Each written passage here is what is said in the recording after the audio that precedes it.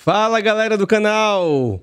Sejam bem-vindos para mais um CageCast com um super convidado, um cara que eu estava esperando muito, um cara que é uma grande referência para mim, tá? Tenho certeza que muitos de vocês já conhecem ele. Nós estivemos juntos agora na Paraíba, lá em Campina Grande, né? Foi bem bacana. A gente já se conhece há algum tempo virtualmente, mas presencialmente nos conhecemos por agora. E ele aceitou o convite. O cara veio aqui para Salvador só para participar aqui do CageCast. E esse também é um tema que a gente vai falar hoje que vocês já me pediram muito aqui no canal, tá? Antes de eu falar sobre o meu convidado, eu queria agradecer aos meus patrocinadores aqui do canal, a Muri, né, que é a empresa de roupa que me veste, que para cada camiseta que eles vendem, uma árvore é plantada. Queria também agradecer a Aroma de Gaia, que nos presenteia com os óleos essenciais. Estamos aqui com um óleo bem relaxante, bem calmo. E também quero agradecer a turma do BahiaCast, né? Estamos aqui no estúdio do BahiaCast, tá? Para mais um podcast. Lembrar também do outro patrocinador, que é a Fruct, né? Fruct é um suco detox, liofilizado, sem conservante, sem açúcar, sem adoçante, super saboroso, prático, super prático você carregar, né? Abriu, misturou, provou, vou até te dar depois para você provar, tá bom? Antes de mais nada, não se esqueçam de se inscrever aqui no canal, dar essa moral pro papai, é muito importante que vocês se inscrevam aqui, para que o YouTube reconheça que esse conteúdo é relevante, para que mais pessoas tenham acesso a esse conteúdo, tá bom?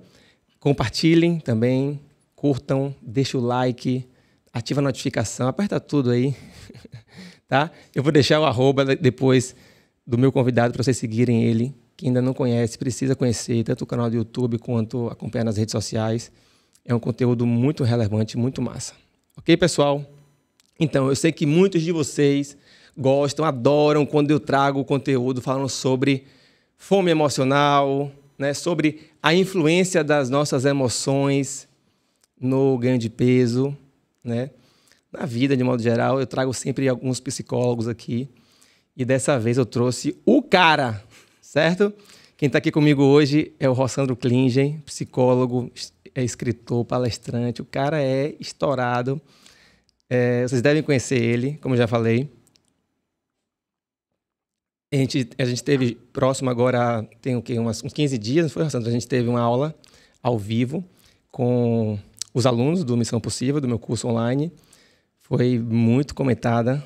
Você não tem noção de quanta mensagem eu recebi de feedback. E aí eu convidei ele para vir aqui hoje, ele está aqui. A gente vai falar sobre desenvolvimento humano, né? Sobre autoconhecimento, sobre autossabotagem, fome emocional. Vamos falar, bater um papo aqui bem massa, bem amplo, para poder a gente tentar entender essa dimensão das emoções, né? Que pouca gente fala sobre isso na área da nutrição, né? Pouca gente não consegue relacionar. Como assim as minhas emoções me fazem comer mais ou comer menos? Como assim?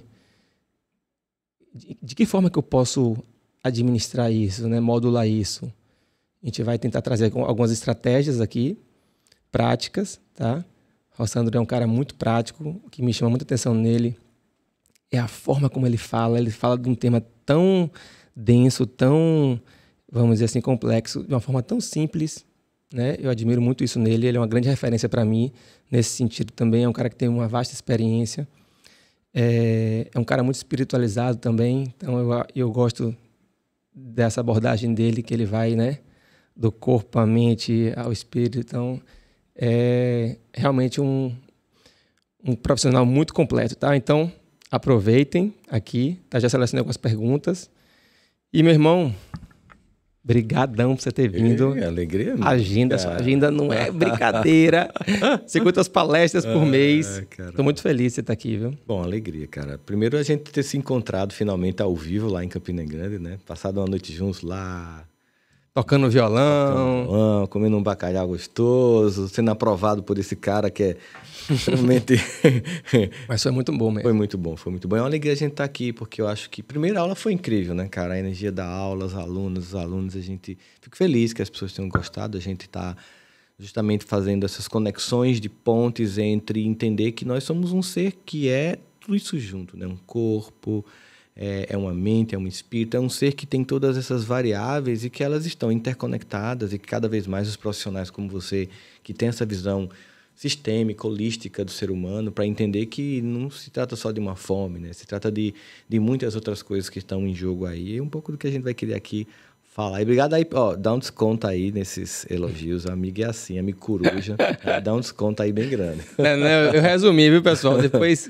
Vocês vão conhecer melhor eles, vão seguir nas redes sociais. Você tem canal no YouTube também, né, Rossandro? Tem sim. Eu faço Cuidando da Alma todo domingo ao vivo de manhã, né? 10 da manhã, sim, ao vivo. E é o meu mesmo. Já há quantos anos você faz isso? Cara, estão 104 episódios. Eu comecei na pandemia, Daniel, muito mais assim. Era tipo, eu percebi que tava todo mundo muito mal. Foi até quando a gente se conheceu. Foi. Né? A gente fez uma live junto e tal. Né? E eu conversando com alguns amigos, percebendo que tava muita gente que não estava muito bem. E eu também comecei a me sentir afetado pela pandemia. Aí eu pensei, eu vou fazer uma coisa para cuidar de mim. Só que eu vou compartilhar. Eu vou fazer e compartilhar com as pessoas. E pensei, vou fazer durante a pandemia e quando terminar a pandemia. Só que terminou a pandemia, você não vai acabar não, tem que continuar. E tá aí, todo domingo de manhã, 10 da manhã, eu entro nas redes sociais, no YouTube, e faço Cuidando da Alma, que também está no Spotify, nas plataformas de áudio também, né? É impressionante, assim, a riqueza do conteúdo, a frequência e a quantidade de gente. Eu já vi live dele bater mais de 6 mil pessoas, então não é à toa, né, pessoal, para você conseguir juntar tanta gente assim. Eu vejo que você cria uma egrégora, assim, né, uma energia muito bacana, e eu vejo muita sintonia em tudo que você fala, né, eu vejo que você vai por você trabalha vários temas, né, e o que eu achei bacana na nossa live do curso é como você consegue costurar, né, as coisas do cotidiano e em relação à alimentação. Você trouxe até alguns exemplos, né, em relação até a sua própria experiência com a alimentação. Eu queria que você falasse um pouquinho da sua origem lá. Conta um pouquinho dessa história, né, de como foi que você chegou até aqui de uma forma resumida, que ele tem uma história muito bacana, pessoal, muito legal, que eu acho que é legal, eu acho importante vocês conhecerem, né? E não a gente já pular para um conteúdo. Na verdade, assim, acho que às vezes a gente pensa que a gente vai planejando tudo, né? E às vezes a vida vai acontecendo e a gente vai meio que se flexibilizando ali. Então, não tinha um planejamento de eu fazer palestra, escrever livro e tal, né? Nem, por exemplo, ser psicólogo, eu queria ser arquiteto. Eu adoro a arquitetura, acho lindo, o belo, a coisa que você consegue fazer o ambiente ficar bonito, né? Como essa luz que a gente tá aqui. Sim, é verdade. Tudo que a gente vai sentindo aqui no Bahia Cast. Então, assim, eu acho muito bonito isso, mas aí eu não gostava de matemática. E aí eu pensei, eu tenho que ser objetivo. Não adianta eu gostar de arquitetura e detestar matemática. É cálculo, né? Mas sempre me identifiquei com história, geografia. Não tinha psicologia, ainda não tem psicologia no colégio, né? Então... Mas as pessoas gostavam de falar comigo, desabafar, elas sentiam confiança. E as pessoas começaram a falar, você devia fazer psicologia e tal. E de repente você, quem sabe, né? Vamos lá, eu fiz sociologia e psicologia e comecei psicologia e gostei. Me encantei com isso. Eu pensei, então, já que eu não vou fazer arquitetura, eu vou fazer arquitetura do inconsciente. Olha! Como construir a casa mental das pessoas quando está na ruína, quando a gente é soterrado pelo ressentimento, pelos traumas.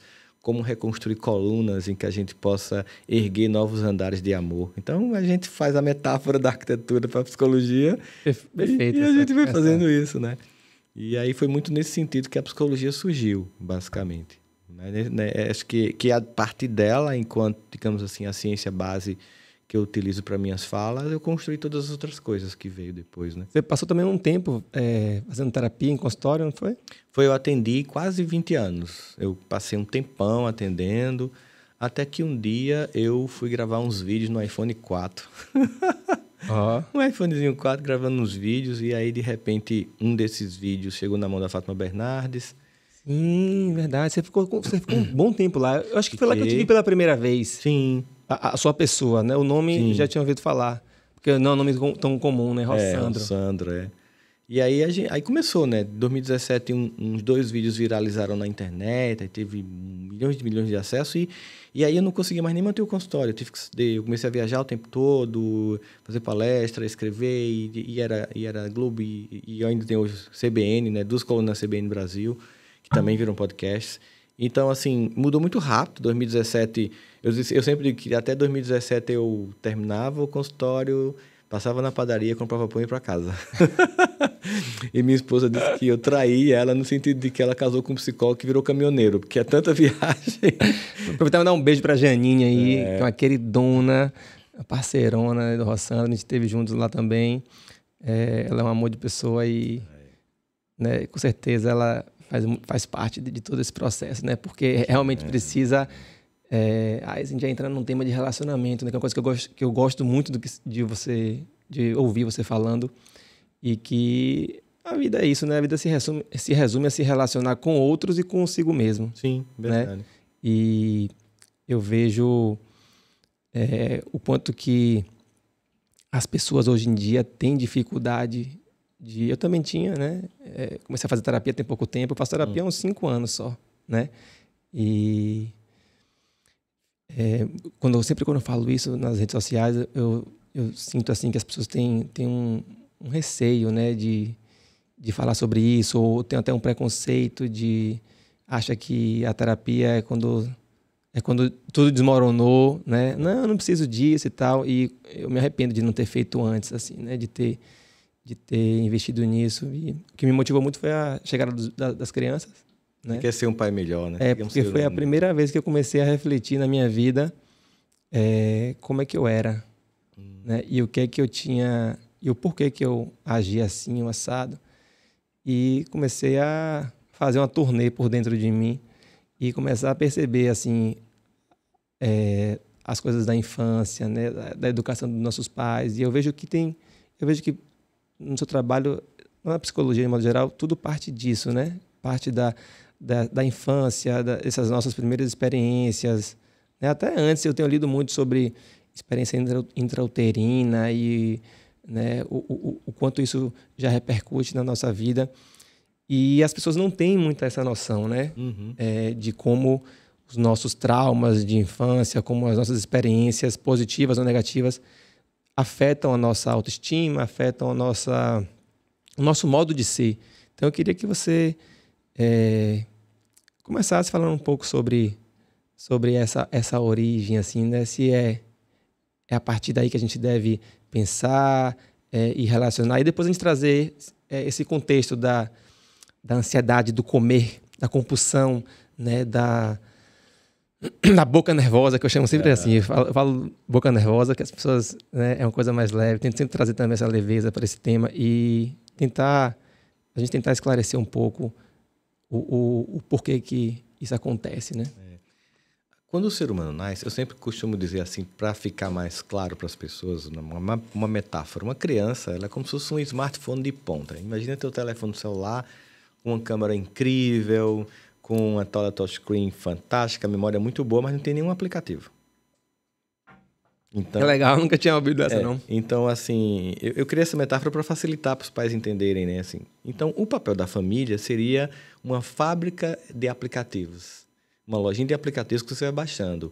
Respeito, virtudes, amor, empatia, compreensão ou egoísmo, raiva, ressentimento, ódio, certo? As famílias não são perfeitas. Elas não conseguem baixar somente a lista de tudo que é funcional. Porque muitas vezes, por exemplo, imagina o seguinte, o que a gente está falando aqui hoje, a gente começou a falar agora sobre autoconhecimento. Meus avós não sabiam nem o que danado era autoconhecimento. Eles estavam tentando tão somente sobreviver e levar... Nem tinha tempo para pensar nisso, né? Não tinha. Eles tentavam apenas levar comida para casa, que era um desafio por si só. Então, muitas vezes, é natural que você, vindo de uma família como essa, você... não tinha afeto, não me entregaram. E você vem com um discurso compreensível da dor e que tem que ser acolhido. Realmente você sente que esse amor não veio. Só que você pede de alguém que não tem para dar. E eu costumava muito cantar um trecho de uma música de Djavan para os pacientes. Eles ficavam muito irritados com isso. Né? Sério, Rosana? Você cantava nessa época já? De vez em quando... Ele toca violão bem... Eu tirava onda com os pacientes, porque eles chegavam com essa queixa, porque meu pai não me amou, minha mãe não me amou, e eu entendo, eu acolho, eu acho que a gente tem que acolher quando a pessoa chega dizendo o que ela não recebeu e o quanto isso criou uma fissura afetiva que vai repercutir, inclusive, na boquinha nervosa, em tantas outras coisas na vida. E eu cantava uma música de Djavan, um trecho que diz assim: sabe lá o que é não ter e ter que ter pra dar, sabe lá. Às vezes seu pai não tinha, caramba, tua mãe também não, tua avó, e você quer que essa pessoa te dê. Então, às vezes, diagnosticar que você não teve, ok, é importante. Eu acho que o principal aplicativo que eu, no meu trabalho, tento fazer com os mais de 11 mil alunos que eu tenho nos cursos Aprendendo a Se Amar e Parar de Sabotar, e o outro curso que é Aprendendo a Perdoar e Perdoar-se, com a Ariane, que a gente faz juntos, top, né? Nossa super amiga e sócia de conteúdo de desenvolvimento humano. Eu acho que a principal coisa que todo dia eu faço quando eu acordo, porque quando eu acordo eu peço uma coisa a Deus, sabe? Acordei hoje em Salvador aqui, olhei aquele mauzão do Rio Vermelho, aí eu passo assim, faço, meu Deus, mais um dia me usa para chegar às pessoas. E levar autoconhecimento. O primeiro aplicativo fundamental, que era se conheça, porque a maior parte das angústias humanas, da incapacidade de se controlar, para qualquer coisa, para se sabotar, para comer demais, para fazer qualquer coisa que vai de encontro ao que você deseja, é falta de conhecer-se. E muitas vezes vamos lá, vamos olhar essa fabricazinha de aplicativos, o que é que foi baixado, o que é que não foi, se tem uma coisa que deu bug, como é que eu vou reinstalar o aplicativo, se não tem um aplicativo, como é que eu instalo, se papai não me deu, como é que eu me dou? Porque senão eu fico no discurso da falta, meu pai não me deu, minha mãe não me deu, minha avó não me deu. Uma coisa meio assim, se vitimando um pouco, né? A gente... É uma tendência isso, né, Rossandra? As pessoas, primeiro, é um estágio, começa se vitimando e é meio inconsciente isso, né? E depois que ela desperta e fala assim, poxa, e passa a ver de outra forma. Ela, no começo, não é que não existam vítimas. Tem gente que é vítima mesmo. Sim, pessoas lógico. que foram abusadas, enfim. Mas é porque a questão todinha, inclusive um conceito que é revisitado de trauma hoje em dia, que você começou a falar sobre isso, né? Uhum. É que trauma não é o que me acontece. Trauma é como eu reajo àquilo que me acontece. Por exemplo, você tem várias pessoas que passaram pela mesma dor, mas a resposta é diferente. Então, tem menos a ver com a dor que me afetou e mais com os recursos que eu tenho ou que eu construí para lidar com essa dor no futuro. Então, posso ter passado, por exemplo, por um abandono parental. Vamos supor, pais negligentes, narcisistas ou, por exemplo, indisponíveis emocionalmente. Tem gente que os pais estão lá. Hoje é a coisa mais comum. O pai e a mãe estão lá, mas ele está indisponível emocionalmente. Você chega no aeroporto, tem uma criança clamando pela atenção dos pais e cada um com o smartphone. Isso é indisponibilidade emocional. Eu estou lá, mas eu não estou. Então, isso vai gerando um sentimento de que eu não sou importante, eu não sou relevante. O que é que eu faço para essa pessoa me enxergar? Aí a criança começa a brigar, a quebrar uma coisa, a correr dentro do aeroporto e fazer isso em casa, no apartamento, na rua, para que você olhe para ela. E esse olhar que não é entregue vai gerando uma fome. E essa fome, ela começa a ser travestida em formas de tentar saciá-la de muitos modelos, inclusive comendo mesmo. Que é para preencher um vazio, vamos dizer assim, que não se preenche com comida, né? Comida, mas é muito mais fácil essa carga afetiva de um preenchimento de comida, porque dá um sentimento de preenchimento de uma falta muito grande. Então, por exemplo, você tem desde comida como preenchimento de um amor faltante, de um amor que não cumpriu o papel, que não estava lá, ou porque não podia. Que vamos lá, você tem, de repente, o pai ou a mãe tinha um transtorno psiquiátrico severo, ou tinha um vício, ou não tinha recebido dos próprios pais, ou houve uma separação, ou morreu, não importa, essa falta ficou lá registrada. Mesmo, por exemplo, meu pai não me abandonou, meu pai não era ruim, meu pai não me bateu, mas meu pai morreu. Para a criança, o pai foi embora.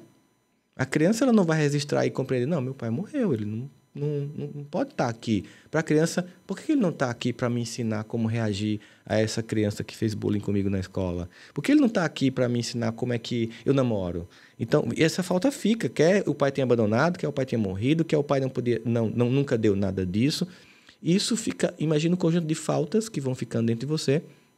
Em algum momento você quer preencher, como você não conhece, você não se investiga, você não faz isso que você falou assim, por que eu demorei tanto a buscar me conhecer, fazer uma terapia, desenvolver-se como ser humano? E como você não faz isso, fica no piloto automático. Você fica tentando preencher essas angústias, essas dores, aí com comida, com vícios, Bebida, com fugas. drogas. E vai desde ver uma série atrás da outra. Não tô fazendo mal a ninguém. Beleza, tá fazendo qual bem? Você não tá fazendo mal a ninguém se assistir 5 episódios de Downtown Abbey à noite, The Game of Thrones, The Walking Dead. Você não tá fazendo mal a ninguém. Beleza, mas que bem que você tá fazendo? E que bem que você tá fazendo pra você? Numa poltrona, sentado a noite inteira ou na cama. E, claro, 5 séries você vai comer, cara. Você vai na geladeira e você vai fazer o que todo mundo faz, que é tentar compensar um sentimento de tédio. Então, a questão toda é que nesse início da vida, a gente tem uma margem, digamos assim, de flexibilidade cognitiva e emocional para a gente colocar os melhores inputs, os melhores aplicativos numa criança. E quando a gente se recusa a isso, a repercussão é muito danosa no futuro. A gente hoje, por exemplo, nas escolas... Eu queria que você falasse do seu trabalho que você comentou nas escolas, né? Tem um programa socioemocional chamado Educa, por Rossano do Klinge, que ele atua desenvolvendo as competências socioemocionais das crianças e adolescentes na escola, mas a gente entendeu que tinha um outro ente que precisava ser acolhido, que é a família. Então, a gente também tem uma escola de educação parental para os pais cujos filhos estudam nas escolas que fazem parte da rede Educa, né, que tem o Educa como socioemocional. A gente tem escolas evangélicas, católicas, espíritas, escolas... Isso pelo Brasil? Espalhado pelo Brasil? Todo. Tem escola Legal, de performance, todos os tipos de escolas que querem desenvolver essas competências, e a gente percebeu que tinha que acolher a família. Que, por exemplo, muitas vezes, esse pai que não consegue... Sabe quando um pai chega assim na escola e faz assim, olha, me ajuda, eu não sei o que eu faço com essa criança? Isso não é uma metáfora, não sabe mesmo. E se eu ficar só acusando e não acolhendo, eu não consigo resolver. Então, quando a gente olha, voltando para o que a gente estava falando sobre a questão do vitimismo, né? Tem gente que é vítima, tem, mas mesmo assim tem um grande desenvolvedor de uma das forças da psicologia, chamada Viktor Frankl. Ele foi prisioneiro dos campos de concentração nazista. E ele percebeu o seguinte, que as liberdades dele estavam ceifadas lá. Ele não podia fazer o que ele queria, mas dentro dele ele era livre. E aí ele percebe que as circunstâncias não te definem. Elas podem te gerar uma marca, te gerar uma dor, mas elas não podem te definir para sempre. Eu que determino o quanto o meu passado vai sabotar o meu presente e destruir o meu futuro. Eu que determino até que ponto aquela mágoa vai continuar comigo no ressentimento, que é sentir de novo, sentir novamente, sentir mais uma vez e ficar contaminado. Então, é um momento que você chega a ter a liberdade, que é muito que também Jean-Paul Sartre, um filósofo francês do existencialismo, diz: não pergunte a você o que foi que fizeram com você. Se pergunte o que é que você vai fazer com o que fizeram de você. Por exemplo, eu não posso... Por que meu pai me abandonou? Por que minha mãe era narcisista? Por que meu pai... Qualquer coisa... Por que aquele cara me deixou? Por que aquela menina me deixou? O que eu posso dizer sobre o outro se eu não estou lá dentro dele? Porque é ruim, porque é egoísta, ou não quis, ou... Não adianta. Agora, seria como? Por que o carro me atropelou? E mudar a pergunta. Por que eu não percebi o carro vindo? Por que eu fui para a rua na hora errada? Por que eu não estava atento a todos os sinais? E aí você começa a perceber o seguinte: se tratando de mim, eu posso mudar. Eu não posso mudar porque o outro não me amou. Mas como é que você ensina isso, Rossandro? Eu acho curioso. Porque que existem pessoas que naturalmente têm isso, né? Podcast. Eu vou seguir daqui da pergunta. Tá, Rossandro, então me diga, acho que é a pergunta que não quer calar, assim, como é que você ensina, que aplicativo é esse que você instala, que você ensina uma pessoa a pensar de uma outra forma, né? Uhum. A se colocar no sentido de autorresponsabilização ou de, tipo assim, tá, foi péssimo, né? Aceita que dói menos e vamos lá, o que eu posso fazer? Como é que você ensina uma pessoa a fazer isso? Então, sabe que quando a gente construiu a jornada do aprendendo a se amar e parar de sabotar, queria justamente construir uma trilha em que fizesse a pessoa primeiro fazer o clássico, que é o diagnóstico, né? Não tem cura sem diagnóstico. Se perceber, né? Vamos lá. Se perceber também é Vamos fazer esse mergulho dentro de você, não é fácil, você não vai estar só, vai estar comigo, uma equipe de psicólogos incríveis, psicólogas. Construir essa jornada de primeiro começar a se conhecer e destruir a mitificação de uma espécie de herói que eu tenho que ser, né? Eu tenho que ter as melhores respostas, ter equilíbrio o tempo inteiro, eu tenho que me aceitar como eu sou, porque o auto-amor... Tem até Carl Rogers, é um grande psicólogo americano, também criou a terceira força da psicologia, que é a terapia centrada na pessoa, um foco no próprio cliente, que ele diz o seguinte: O paradoxo do autoconhecimento é que quando você finalmente se conhece, você muda. Porque, engraçado, você fica sem se conhecer e você fica estagnado, né? E as pessoas acham, mais o que eles chamam de paradoxo da autoaceitação. Porque quando a gente vai trabalhar o auto-amor, a gente tem que trabalhar a autoaceitação. Eu tenho que me aceitar como eu sou. Com trauma, com sombra, com defeito, com inveja, com raiva, com competitividade. Isso é humano. Aí as pessoas pensam, pô, mas se eu for me aceitar com inveja, eu vou morrer invejoso porque eu acho normal. Não. E ele fala isso. O paradoxo da autoaceitação é que quando você se aceita exatamente como você é, você muda. Porque você não... O que acontece? Eu não vou mais travar uma guerra enorme todos os dias por não me aceitar. Você gasta muita energia, né? Cara, porra, Sandro, você não presta. Ah, Daniel, como você não é um cara legal. Você para de se acusar, então aquela energia imensa de autoacusação volta pro teu sistema para mudança, para transformação. E de uma forma mais gentil, né? De uma forma mais gentil, de tipo assim, pô, vamos lá, velho, vamos... cara. Vamos... Eu, por exemplo, eu tinha isso, você falou agora aqui, viu, assim, a imagem na minha cara. Foi quando eu comecei a me preparar para falar em público, para dar palestras, e eu percebia que eu tinha um medo absurdo, assim, de errar, e o medo também do julgamento, né? Será que eles vão achar, né? Uhum. E aí eu lembro que as primeiras vezes, assim, as primeiras experiências foi muito terrível, porque eu me massacrava, eu ia muito nervoso e ficava assim, tipo, porra, que merda, que vergonha. Chegou lá, não falou punindo. nada. Tipo, pô, o pessoal tava lá pra te ver, me punindo, né? E aí, quando eu percebi isso, eu falei, porra, bicho, já bastam as pessoas que estão, né, que já fazem isso com a gente, você próprio vai fazer isso com você mesmo. E aí eu comecei a me acolher, né, ser mais carinhoso, mais gentil comigo mesmo. E aí isso foi assim uma... mudança de chave, né? Porque imagina toda aquela energia de acusação que você fazia para com você, que você não conseguia perceber que o pior inimigo quando você ia fazer a apresentação não era os outros, era você mesmo. Quando você sai dessa posição de ser o seu pior inimigo para ser o seu parceiro, você descobre que aquela pessoa que estava caída, aquela criança ferida, é a que vai te erguer.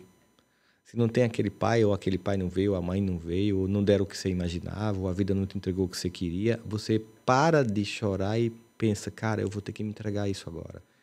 E vou ter que fazer isso. Então a jornada começa no curso, a gente começa falando sobre o acolhimento, a autoaceitação, ressignificar o passado, né?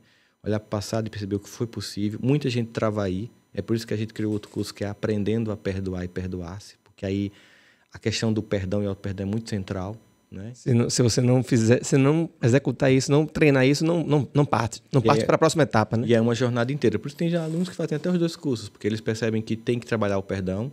E aí volta para desmistificar o que eu imaginei, né? Assim, como dizia Freud, nós seríamos muito melhores se nós não quiséssemos ser tão bons, né? Se a gente quisesse simplesmente fazer o que é possível, né? Eu queria ser muito melhor do que eu sou, você também, todo mundo que está nos vendo em casa, com certeza queria ser mais inteligente, mais capaz, ter mais grana, ser mais solidário, mais compassivo. Mas a gente está no que a gente pode fazer. Isso não é um convite para estacionar, é um convite para aceitar-se, né? Acolher-se, para que essa energia de acolhimento sirva para que você execute a mudança.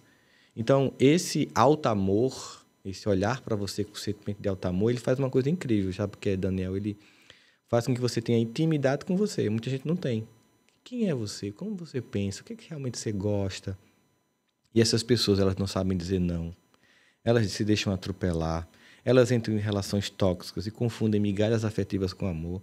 Tem gente que é tão carente porque não se conhece que aceita qualquer relação e prefere ser uma espécie de terreno baldio para o lixo afetivo dos outros do que ter amor por si mesmo. Mesmo construindo uma solidão em que você se ama a ponto que um dia você mostra para o outro, se você quiser chegar aqui no meu território, me ama como eu sou, mas eu te dou uma garantia, eu vou te amar como você é. E nós vamos ter uma relação íntima e madura, de pessoas que se conhecem, que estão em processo de melhorar como pessoa, mas que não estão convidando você à perfeição. Não se trata de X-Men, mas de seres humanos. É legal você falar isso, porque o que eu vejo como dificuldade também é uma cultura assim, de pano de fundo da nossa sociedade de competir, né? De se comparar. Eu vejo isso nas redes sociais, eu percebi isso também quando eu comecei a educar meu primeiro filho, o Marcelo. E aí eu comecei a refletir sobre isso. Eu falava, mas... Eu olhando assim na escola e ao redor, né, dos amigos e tal, nos ambientes que eu frequentava. Por que hoje em dia tudo a gente ensina as crianças a competir? Então vamos lá, quem come mais rápido vai ganhar, né? Quem chega mais rápido, né? Isso está muito encruado, assim, dessa coisa de competir, de competir. E aí, quando eu comecei a estudar e a agrofloresta, comecei a estudar sobre as abelhas, sobre a natureza, eu comecei a entender uma coisa que está muito clara, assim, que na natureza a vida ela é cooperação, né? A gente tem Embora a gente tente enxergar a competição, é cooperação mesmo, né? E cada um com sua função. A abelhinha vai lá, poliniza a flor entrega para ela o pólen, que sem ela não vive, né? E através da polinização da abelha, a planta faz o ciclo dela e produz a semente, procria e tal. E aí serve de alimento para o pássaro, né? Então, assim, essa coisa de competir, essa coisa de se comparar, isso é terrível hoje em dia, né? Eu vou só fazer um disclaimer aqui, porque são 2 nordestinos e falou, tá muito encruado. E é uma pessoa que tá lá... Tem que traduzir. Pessoa que tá lá em qualquer outro lugar do Brasil, que danado é encruado, pelo amor de Deus. Você tá muito... Como é que você traduziria fixo, isso? Tá colocado... Impregnado na gente essa coisa da competição. E quando você fala da cooperação, você fala nessa metáfora da abelha que leva o pólen, que aí de repente a natureza fica no seu ciclo, a gente percebe que a cooperação é amor.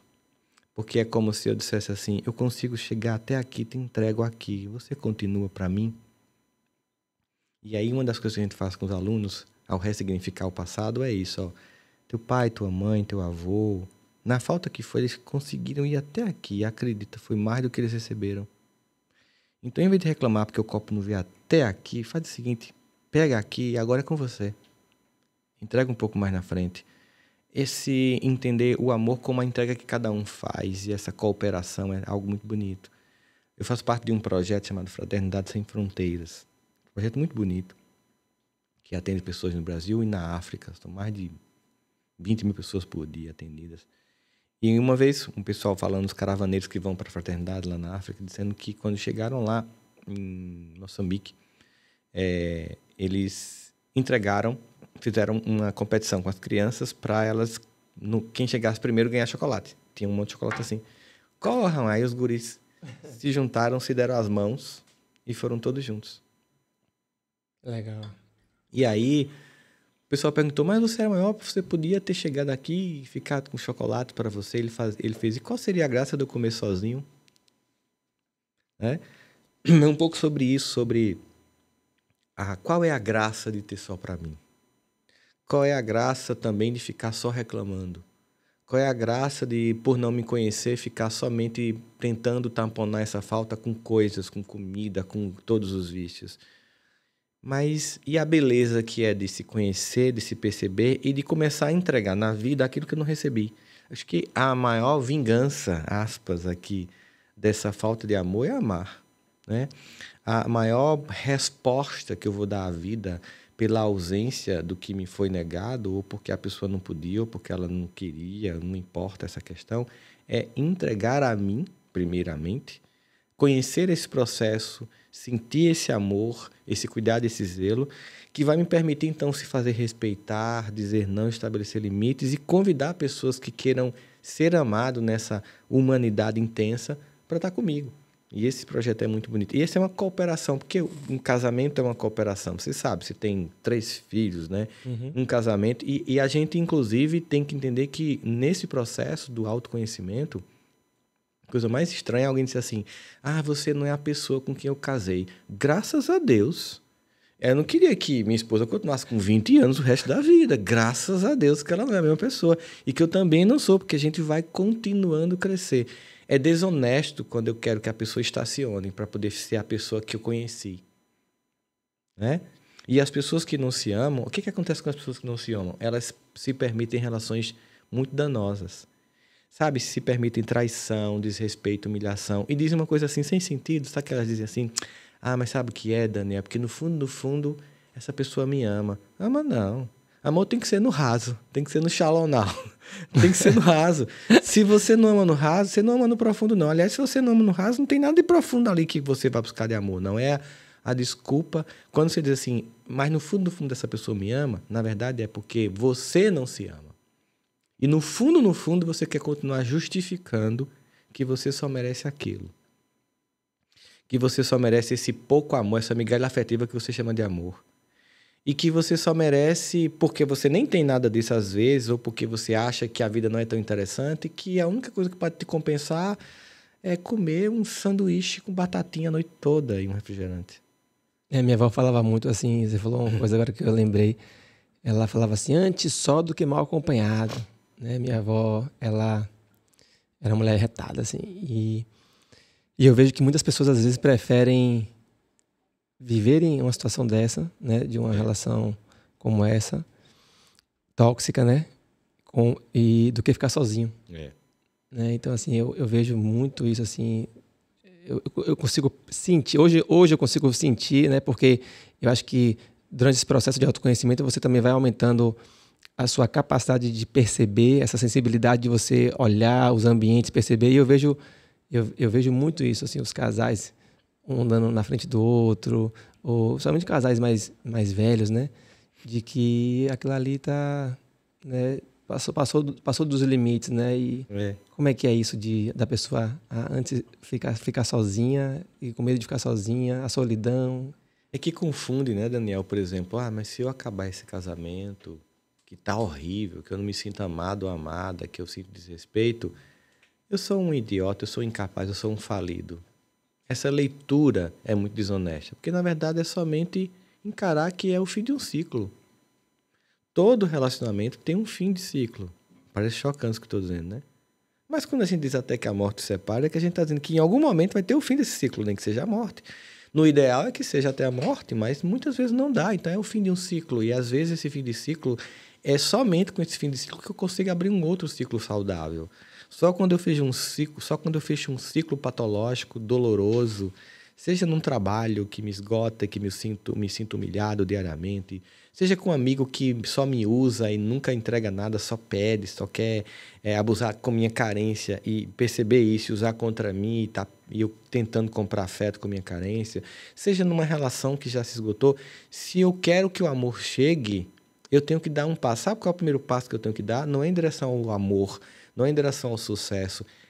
O primeiro passo é sair de onde eu estou. É me salvar desse lugar de dor, me salvar desse lugar de pouco afeto, de desrespeito. Porque muita gente, Daniel, por exemplo, não tem depressão. Muita gente é oprimido. Tem muitas pessoas que tomam medicamento para suportar as pessoas com quem convive. Se essas pessoas conseguissem dar um passo corajoso de fazer o que sua avó tão inteligentemente disse, antes só que mal acompanhado, suportar um pouco a solidão, um deserto que passa, para finalmente se amar, se respeitar e, a partir daí, construindo esse alto amor, encontrar alguém que faça isso, porque quando você se ama é uma coisa incrível, não é que não vai chegar gente ruim perto de você, não, vai. Uhum. Mas você vai fazer igual aquele sensor de estacionamento do carro, e você evita, não chega, você pode estar lá aqui, imagina, aí na Barra, no Carnaval de Salvador. Você está se amando. O que acontece? Quando você não se ama, é o seguinte, tem lá milhões de pessoas no Carnaval. Você vai pegar a pessoa mais sem futuro e mais ruim e vai se apaixonar por ela. Aquela coisa da vibração conecta, né, Rossandra? Assim, você sintoniza naquela rádio, né? Eu quero que você me humilhe, eu quero que você venha aqui, me pise, e quero que você me trate com desrespeito, porque é isso que eu acho que a vida tem para me dar. Então, se aparecer uma pessoa boa, você nem olha. Você vai pegar a pior cafajeste, seja homem, seja mulher, para puxar para tua vida.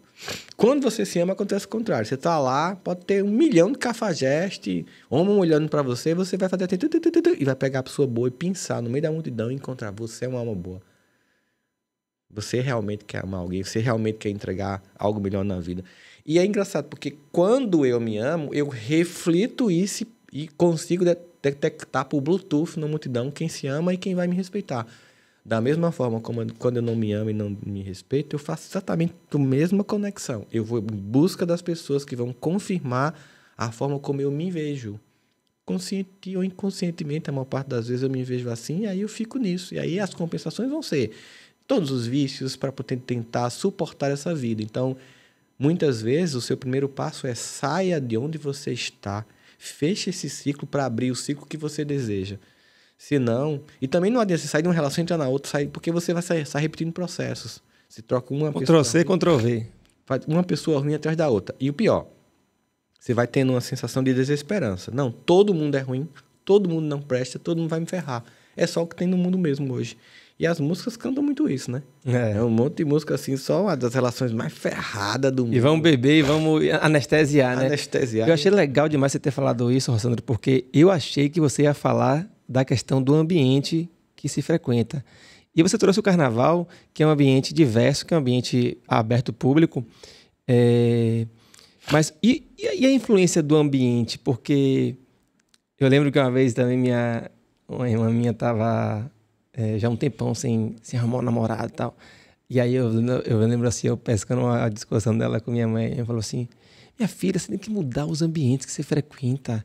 Você não vai encontrar o seu amor na balada e não sei o quê, e pererê. Às vezes ele está na biblioteca, às vezes ele está não sei aonde, eu dei risada como que. E eu queria que você me falasse um pouco dessa influência do ambiente, dos ambientes que a gente frequenta, porque eu sinto, posso estar errado, mas eu sinto que existem ambientes um pouco mais... que a probabilidade de você encontrar uma pessoa assim que não está nessa vibe, vamos dizer assim, de procurar uma pessoa séria, né? De não querer estar só usando ou só ali estando no prazer imediato, só uma transa, só isso.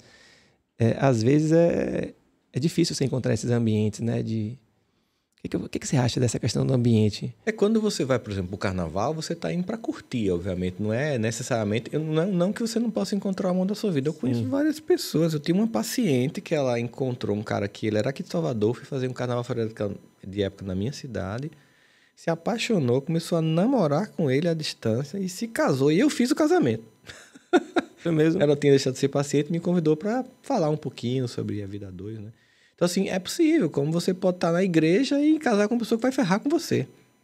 E o ambiente virtual, Tinder? Também. E o ambiente de rede social, como é que você avalia isso? Porque isso é uma coisa moderna, né? Eu acho curioso isso, né? A questão toda não é um ambiente externo, é um ambiente seu. Por exemplo, se você é uma pessoa que se ama, você vai encontrar uma pessoa boa em qualquer lugar. O ambiente externo não vai determinar, porque você tem capacidade de fazer filtro. Uma pessoa que se ama, ela filtra. Se você sente que está chegando uma pessoa que vai abusar com ela, não chega nem perto. Conhece seu tipinho, ó.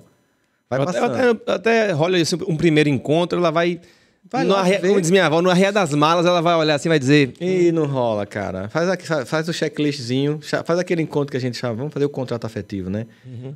Vamos lá, cara, não bate não, cara. Eu fiz aqui o teste, você não passou. A próxima pessoa, você vai encontrar uma pessoa na igreja que vai te amar ou vai te ferrar. No carnaval que vai te amar ou que vai te ferrar. Na biblioteca que vai te amar ou que ferra. Porque em todo canto tem gente equilibrada e desequilibrada. Essa história que o ambiente... Não é... Claro, obviamente, que quando você está indo para o carnaval, seu objetivo é outro, é curtir mesmo, é aquela coisa mais leve. Mas, quando você está centrado, o ambiente externo ele não determina as suas experiências. Você até sente ele, mas ele não determina. Você é capaz de sentir a opressão dentro de um templo religioso e a paz no carnaval, porque se trata de você. Essa construção interna é muito importante, que é justamente a autorresponsabilidade, que é a capacidade de gerenciar a própria vida. Que muita gente não quer, porque uma coisa que está em escassez no mercado é adulto, né? Está faltando adulto no mundo. As pessoas querem manter-se infantilizadas. E aí eu tenho que dar uma notícia ruim para você que está aí nos vendo no podcast. Desculpa dizer para você isso, mas olha, a maturidade não vem com o tempo, meu amigo, minha amiga. Se você não escolher ser maduro, você vai morrer infantilizado. Maturidade é escolha. Você conhece pessoas de 70, 60, 50 anos imaturas e pessoas de 30 maduras. Elas síndrome de Peter Pan. Síndrome de Peter Pan que não quer parar, né? Posso dar uma pausinha? Pode. Eu não tô aguentando esse ar. Tá muito frio, é? Eu tenho uma palestra para dar à tarde. Foi. Aí o que eu queria trazer agora era essa coisa da gente não se permitir a sentir as coisas, né? Tanto as coisas boas quanto as ruins. Assim, essa coisa da gente... De anestesiar, né? Que eu acho que é uma coisa que a gente está muito insensível, né? As Fantasia coisas. danada, né? De querer... Não... Eu queria falar um pouco sobre isso também. Claro. Eu vou levantar a bola Manda e aí. você fala. Falei assim, eu queria dizer, né? Tá gravando ainda, tá?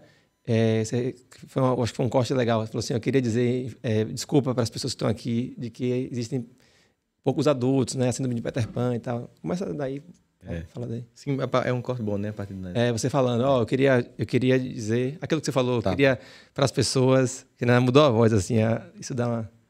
Queria aproveitar e dar uma notícia que talvez não seja muito bom para você que está nos assistindo agora ou nos ouvindo.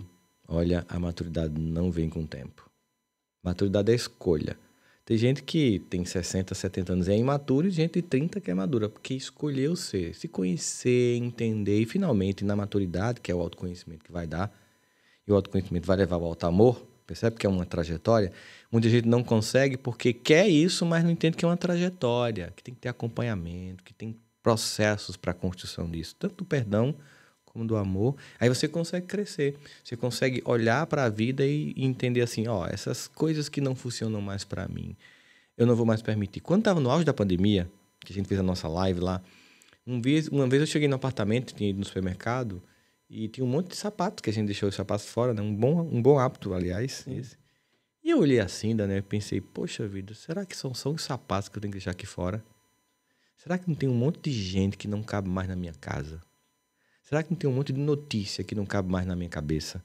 Será que não tem um monte de coisas que não cabe mais no meu pensamento? Será que eu não deveria aproveitar, em vez de deixar só os sapatos lá fora, deixar um monte de coisa que não cabe mais dentro de mim?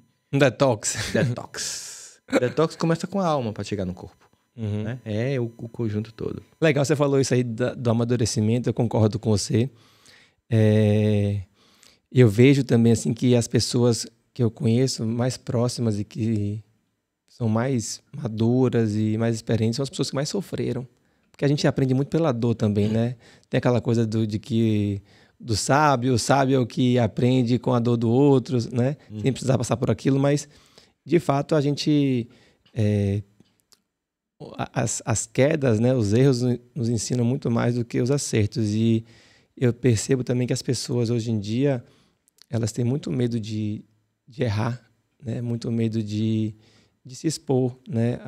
E arriscar e também de ter uma coisa assim, um pano de fundo da gente anestesiar, né? De não se permitir as emoções, tanto ruins quanto as positivas. Quer ver um exemplo? Um dia desse eu estava com meu filho numa mesa com um monte de amigo, só homem. Aí você já imagina como é que é o papo, né? Pô, Marcelinho, você tá bonitão, rapaz, velho, você tá... Você tem que fazer o seguinte, velho. Não se apaixone agora. Agora é hora de pegar um monte de mulher. Né? Você tem que aproveitar. Não vai fazer como fulano que primeira namorada já pegou, já casou e tudo mais. Aproveite a vida, né? E aí eu falei que nada e tal. Depois na hora não adianta discordar, né? Porque o ambiente machista ali, eu chamei ele e falei assim, não tem nada a ver isso aí que ele estava dizendo, né? As pessoas vivem... Eu falei para ele assim, as pessoas acham que é facinho de encontrar a pessoa, a mulher da vida dela, como eu encontrei sua mãe, por exemplo. O que, não, eu não quero agora essa pessoa. E daqui para frente, volta. Daqui para frente vai aparecer essa pessoa e tal. E eu conheço muita gente que... Perdeu o amor da vida. Perdeu esse time, ou que perdeu, né? Ou priorizou muito a vida profissional, né? Tem até aquela coisa de sucesso na vida profissional. Azar no amor. Azar no amor, que eu acho que isso é uma bobagem, né? Não existe isso. Nada a ver.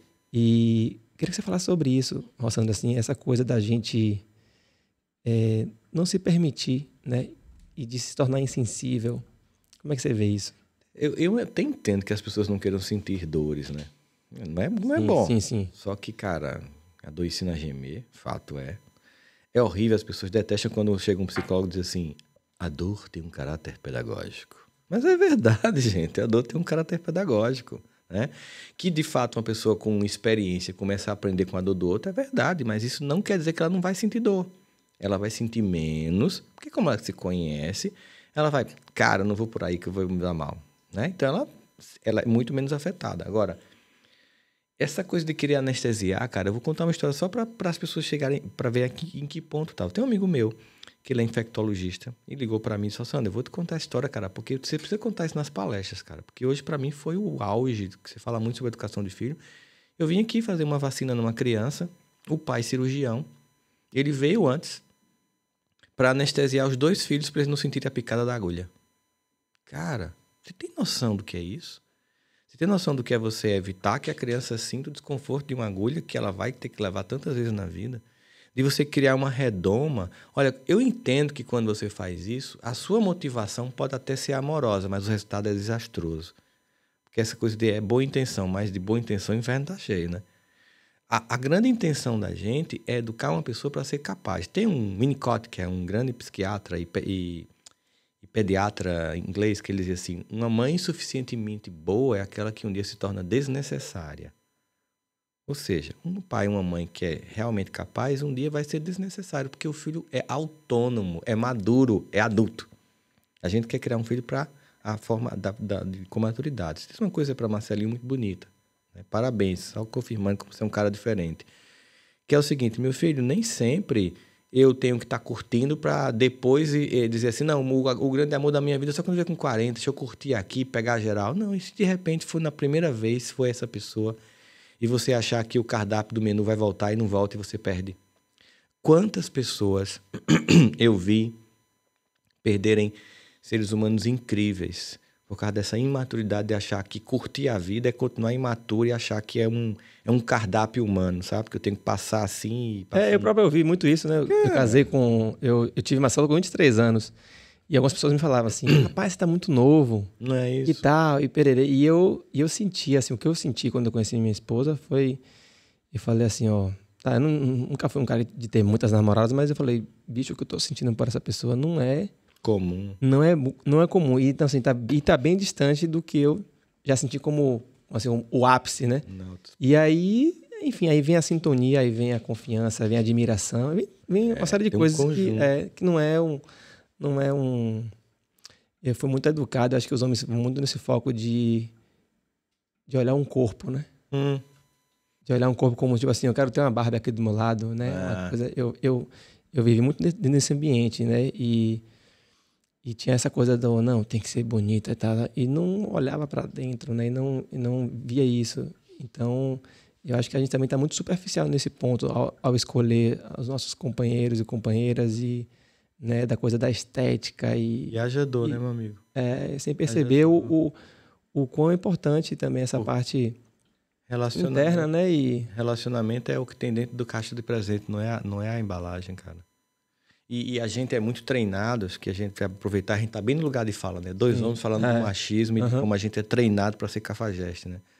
Porque eu escutava muito, você é muito idiota, você tem que ligar e depois não ligar, você tem que não dar notícia, dar um chá de sumiço para sentir sua falta e tal.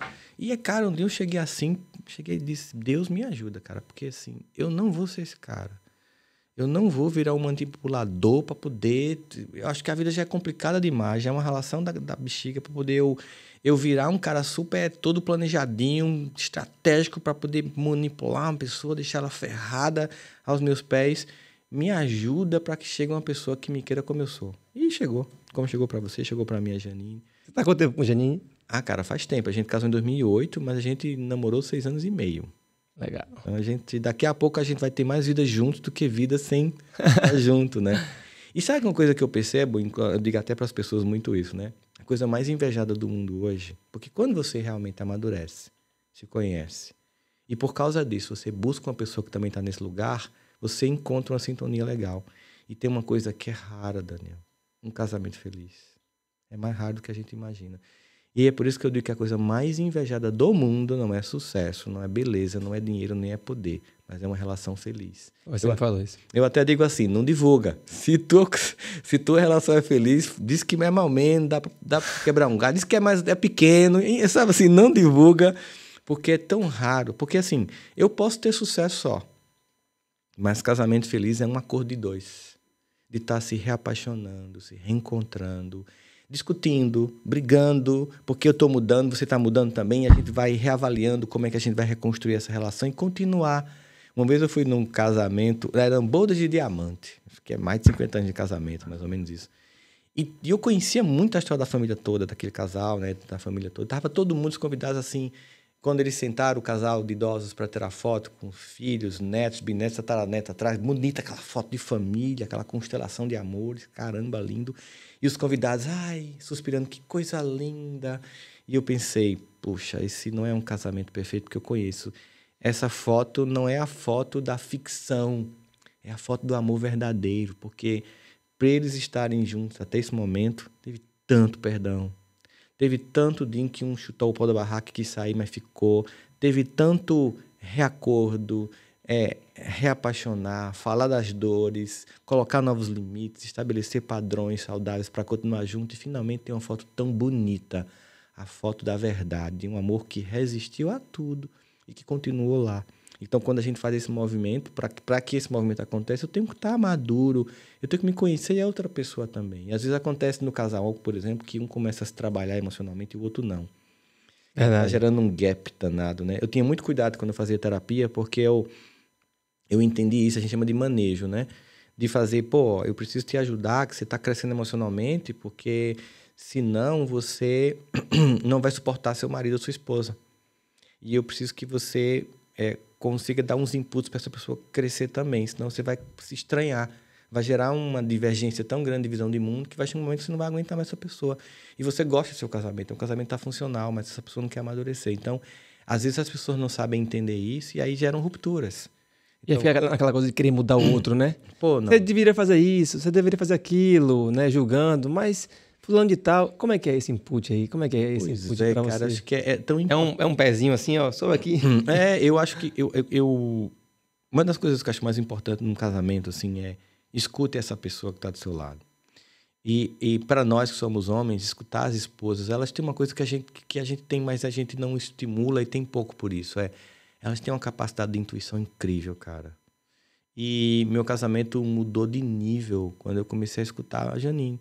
Então, por exemplo, eu faço palestra, né? E eu sempre usava PowerPoint para fazer palestra. E aí um dia a Janine foi ver minha palestra, né? Ela chegou para mim e disse, não use PowerPoint, você fica todo travado. Pô, mas me dá segurança. E se eu der um branco? Eu disse, não use. Eu conheço você vai ficar melhor sem PowerPoint. Aí eu... Não, mas ela não entende disso. Eu pensei, né? Aquela coisa bem idiota. Tá? Aí um dia eu fui fazer uma palestra e dei um vírus no pendrive que eu tinha levado ao PowerPoint. Eita, e ele não rodava, tá? E eu tinha que fazer a palestra. Improvise. Eu fiz a palestra sem PowerPoint. Foi a melhor palestra que eu fiz. Aí cheguei em casa, moço, você estava certo.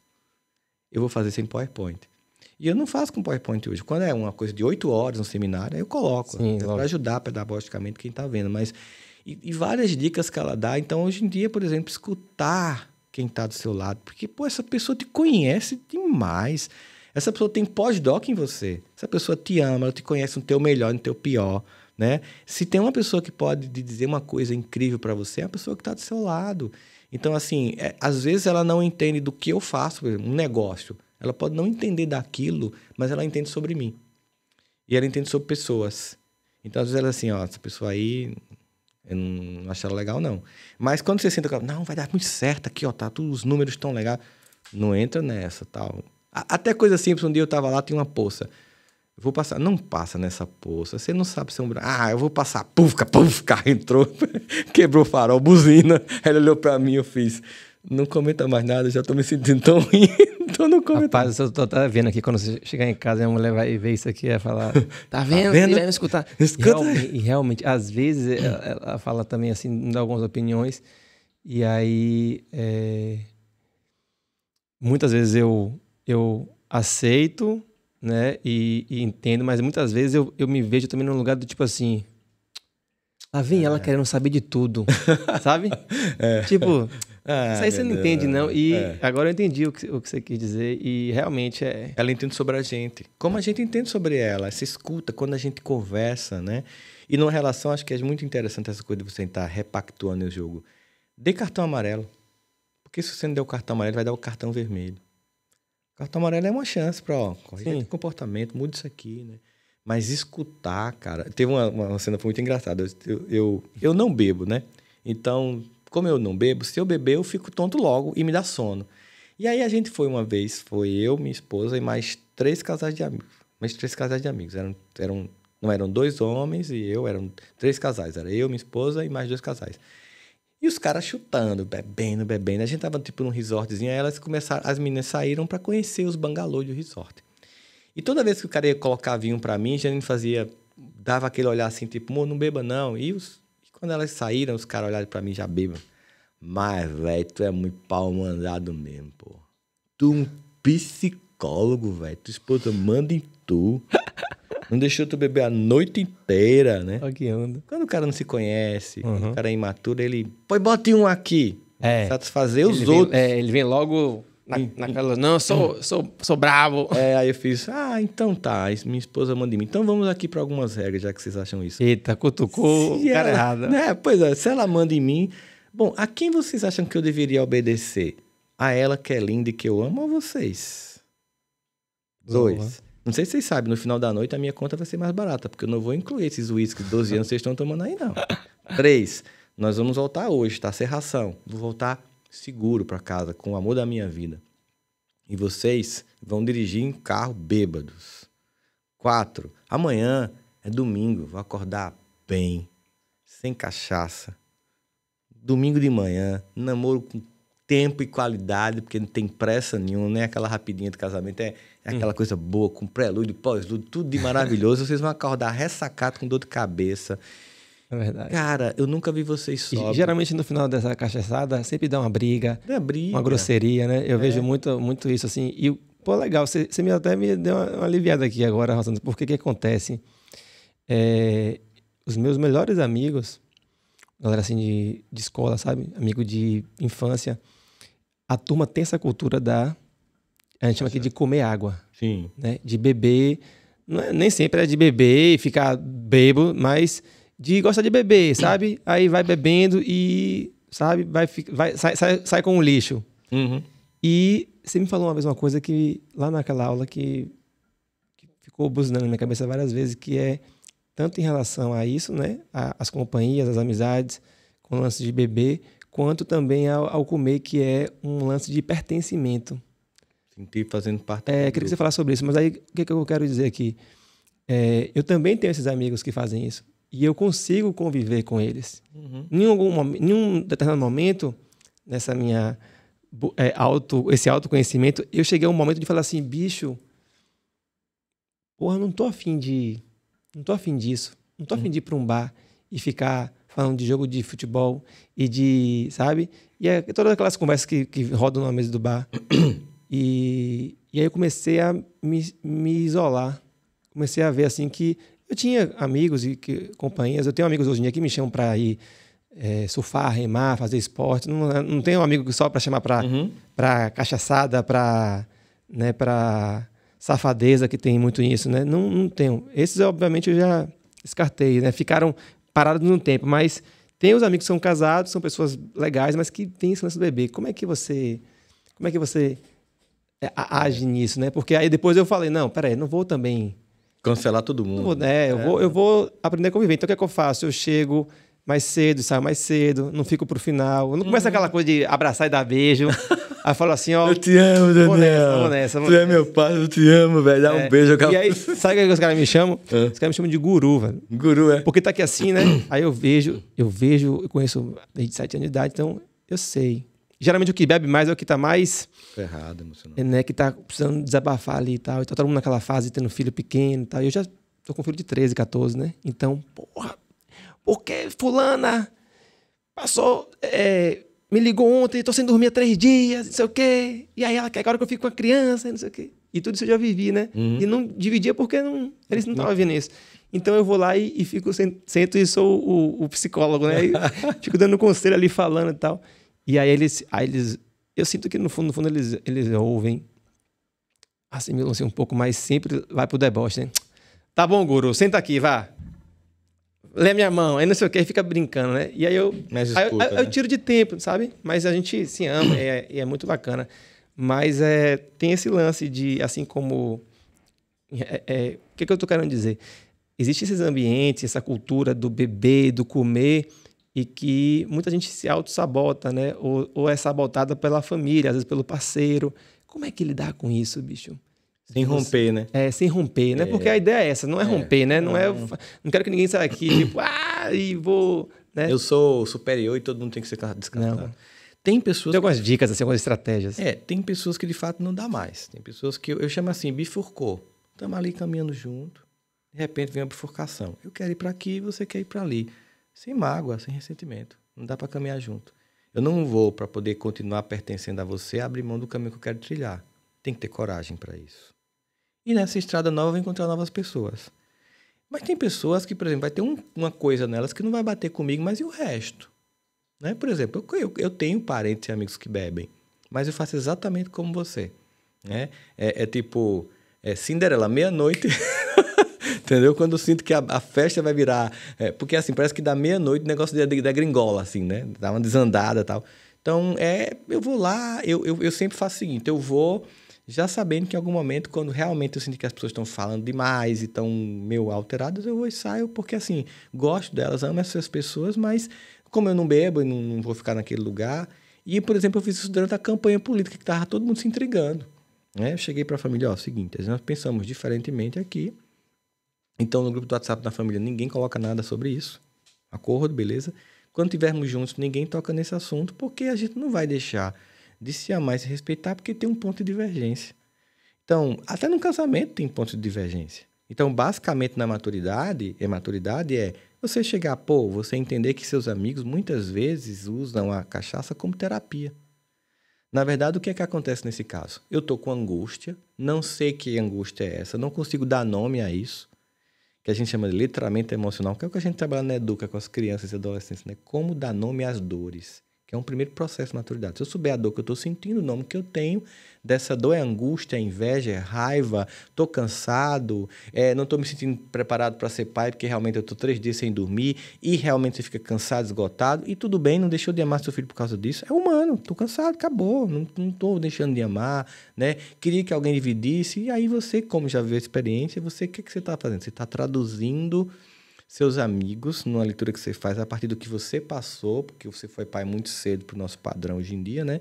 E você, já passei por isso, cara, vai passar e eu vou te escutar. E aí você leva na boa, eles chamam você de guru, porque quando eles chamam você de guru e brincam, tipo, lê minha mão, no fundo, eu quero te escutar, mas eu não quero que as pessoas percebam que é isso. Então eu vou brincar e você me diz a verdade. E aí é legal que aconteça isso, mas é uma pena que as pessoas tenham que brincar porque elas não podiam dizer, Daniel, cara, vamos tomar um café, eu queria te escutar, tu já passou por isso, me ajuda. Seria tão mais fácil, né? Você poderia identificar rapidamente, mas às vezes é porque não fomos treinados para isso. E aí esse lugar de pertencimento, em que muitas vezes, para eu me sentir pertencente a essa família, a esses amigos, eu tenho que beber como todo mundo bebe, eu tenho que comer como todo mundo come. Porque se não fizer isso, eu vou ter que romper. Não, você não tem que romper com quem você ama. Se você deixar de ter um comportamento que as pessoas que você ama têm, mas que você acha que aquele comportamento não é saudável. Você não tem que deixar de ir para a festa de família, que todo mundo come um bocado. Você vai, come menos, mas está lá sentado. Isso aí. Então, não é assim, nem o tudo ou nada, né? Não pense que você tem que romper as relações. Mas a minha família se encontra na mesa. Você se encontra na mesa, não é na comida. Percebe? A sua família se encontra na mesa. Você come menos. No começo, quando eu não tinha maturidade para me impor na situação da bebida, eu botava lá a bebida e ficava lá. Mas eu botava só para dizer, eu bebo. Eu botava o pessoal, eita, vai criar peixinho, tá pescando, trava onda. Aí eu deixava. Hoje em dia, não. Eu naturalmente coloco lá um suco de uva integral. Hoje em dia, nem isso mais. Eu boto água com gás e limão espremido. Eu me vejo assim ainda. Eu pego e aí tomo... vamos tomar aqui um negócio. Aí eu boto... Minha mulher que é assim, impressionante. Ela bota... Ela nem bebe. Eu já vi com a tática dela. Ela pega assim e faz assim, ó. Faz de conta o bigodinho. Aí... Delicioso isso aqui. Quando eu vou ver, tá lá um negócio lá... Cheio. Já deu peixe aqui. Essa história toda. Exatamente. E aí mas a estratégia, eu acho que essa estratégia funciona muito para poder tirar o foco, né? E não ficar naquela coisa... Mesma coisa com comida. Com comida também. Você não vai comer nada e tal, pererê. Porque se você fala que tá fazendo uma dieta, que tá não sei o quê... Fica parecendo que é chato. Isso... Você vai ser perseguido a noite inteira, né? E tem as pessoas que têm mais dificuldade em seguir, né? Em ter esse equilíbrio. Elas que vão mais lhe atormentar, lhe fazer... porque elas não querem que você prove para elas que é possível. Eles não querem que você prove. Se você conseguir, elas vão ficar puta com elas. Pô, ela conseguiu, como assim? Sabe? E você tem que resistir a isso, porque eu sempre digo que na mudança, quando você vai crescer em qualquer área da vida, você enfrenta algumas forças que são antagônicas a isso. Por exemplo, você quer fazer uma mudança na sua vida. Aí tem uma parte da família que amorosamente vai dizer assim pra você, não faz isso, não é bom pra você. Então ela tá te puxando pra um lugar que você não quer estar mais, mas por amor. Aí tem os invejosos. Ah, tá pensando que você é quem? Vem cá. E as pessoas que estão onde você quer chegar podem estar dizendo para você, você não cabe mais aqui, não tem mais lugar para você. Então são 3 forças, 2 te puxando e 1 te empurrando. Quem decide? Você. Que você vai continuar, que você consegue comer, ou que você vai comer diferente das pessoas, ou que você vai ter um comportamento diferente. E você consegue fazer isso, porque um dos segredos é não se sinta superior a ninguém porque você está mudando. Perfeito, Não olhe para as pessoas que não estão conseguindo fazer o que você está conseguindo depois de muita ralação, como se fossem incapazes e incompetentes, porque você sabe que você não era incapaz e incompetente, estava tendo dificuldade. Então, olhe com muita serenidade. Quando você olha para a pessoa com acolhimento, ela não se sente mal com você. Não, fulano, acho maravilhoso, é porque hoje eu não estou muito afim mesmo. Não, mas bota, não, beleza, já provei, porque eu não estou afim, mas come que isso é uma delícia. Você não olha com aquele lado que, tu vai comer isso, Isso inflama. Isso é veneno. Aquele terrorismo nutricional. Pô, tive essa fase. Aí eu hoje nem comento, que você fica parecendo um fanático religioso, né? Não, assim, tá. Eu sei como demorei para, por exemplo, hoje não comer glúten, não comer lactose, não comer açúcar. Foi uma demora, mas eu sei dos resultados disso. Mas não vou ficar falando para todo mundo, vai ficar chato, né? Um papo chato, irritante. Não, as pessoas perguntaram, eu digo, tô fazendo isso, mas... Catequizando, né? Catequizando. Não foi rápido, demorou, teve idas e vindas, mas o resultado foi vindo e é tranquilo para mim dizer um não hoje. Não é um sacrifício, né? Então é uma coisa que a gente vai fazendo isso de forma que a gente nunca tenha que não pertencer aos lugares que a gente ama e ter que repetir todos os comportamentos que a gente não quer. Perfeito. Irmão, estamos chegando aí já em 1h15, quase 1h20 de bate-papo. Muito legal aqui, a gente está trazendo, ficaria aqui mais horas falando com você. Eu não fui tão... O papo fluiu tanto que eu falei assim, não vou ficar trazendo aqui.